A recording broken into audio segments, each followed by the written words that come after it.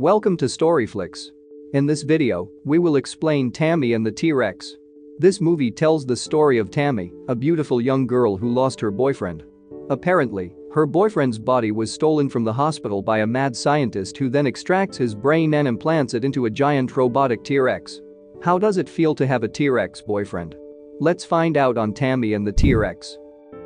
The film begins by showing a beautiful woman named Tammy. In college, Tammy has a good friend named Michael. Michael is crazy about Tammy's beauty and hopes to be her boyfriend. Just then, they met their best friend, Byron. When they were about to go home from campus, Michael suddenly confessed his love for Tammy while giving her a flower. Unfortunately, Tammy rejects Michael because she already has a boyfriend. In addition, her boyfriend, Billy, is known as the most feared man on their campus. Tammy didn't want anything bad to happen to Michael. Michael then ate the flower that was about to be given to Tammy while joking. Suddenly, Billy came with his friends. Billy didn't like seeing Michael and Tammy together. Eventually, Billy and Michael got into a fight which was witnessed by many people.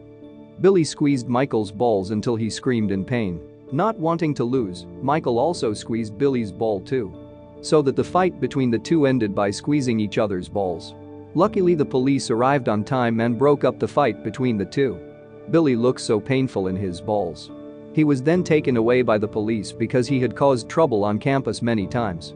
Seeing the fight between Billy and Michael makes Tammy disappointed and she decides to leave. Byron reminds Michael not to lose heart in winning Tammy's love. The scene moves in a laboratory. A professor named Dr. Wachenstein is admiring his T-Rex robot. But the T-Rex is still operated by a computer. Dr. Wachenstein has ambitions to bring his T-Rex to life by implanting a human brain in the head of his robot. He wanted to turn his T-Rex into a military weapon. That night, a sad Tammy calls Michael and asks him to come over to her house. The invitation pleased Michael, and he immediately went to Tammy's house. But he did not forget to bring a condom.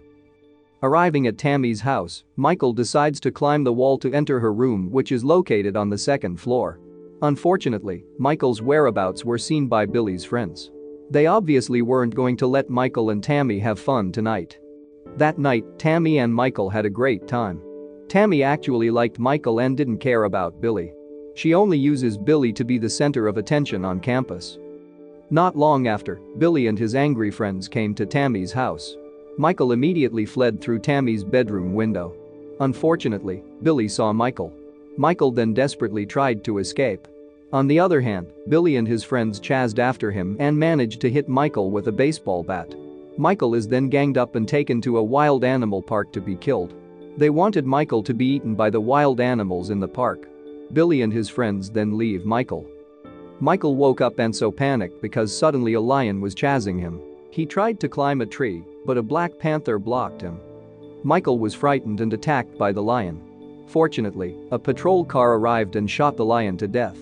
Michael was then taken by ambulance to the hospital. The next day, Tammy and Byron look for Michael at the hospital.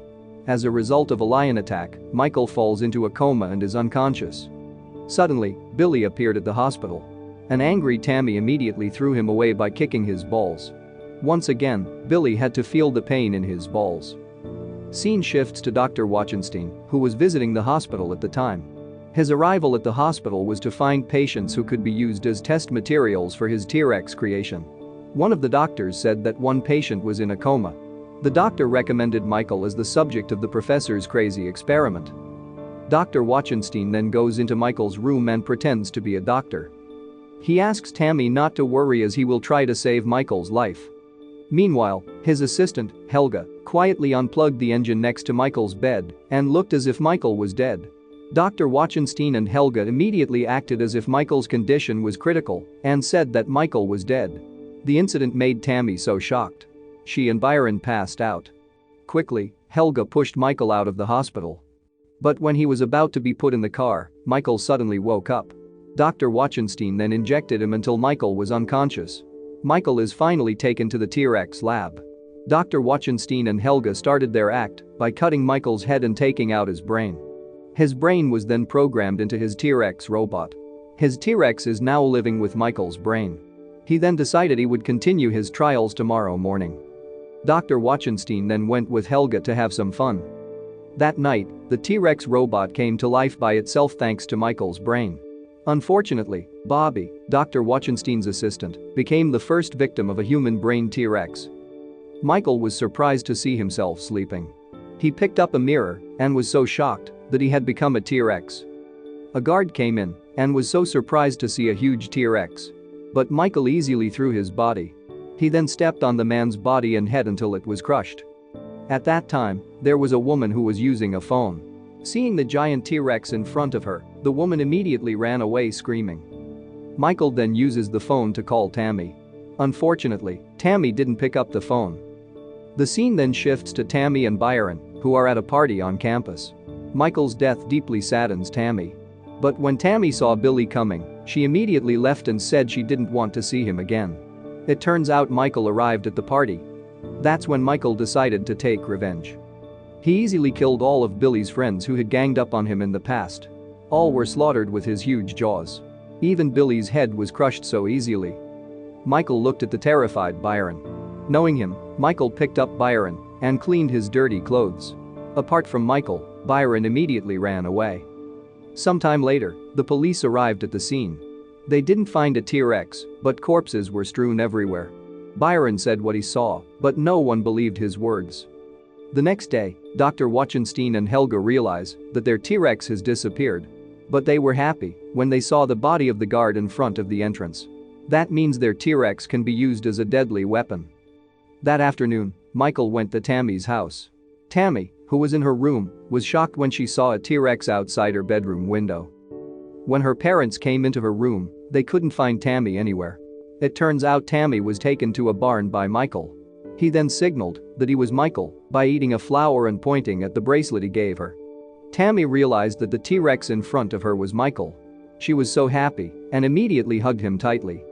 Even though Michael is now in the form of a dinosaur, Tammy is happy because she can still meet Michael. Tammy, who returned to her house, decided not to tell anyone about Michael.